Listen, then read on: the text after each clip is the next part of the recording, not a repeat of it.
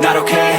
All I want, and I pray, all I need are some better days. Fuck me, I'm looking in the mirror, so foggy, but I've never seen clearer. I don't really think anyone can save me, and honestly I'm not really sure I want saving. I like to be my own worst enemy. There's no risk if you don't try at anything, so I'ma just keep buying everything. See you in the next life, have to be a better me. I don't think that my head's on straight, gotta flip it and grip it and go and get an x-ray.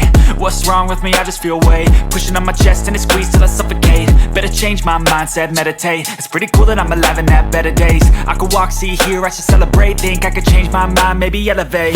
Living life, everyday, late at night, not okay.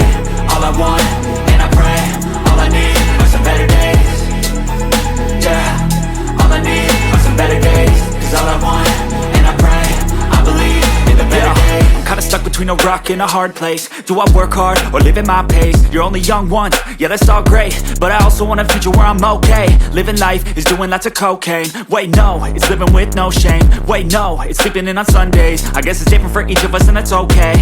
Well I just wanna be happy, how to get there? Glad that you asked me.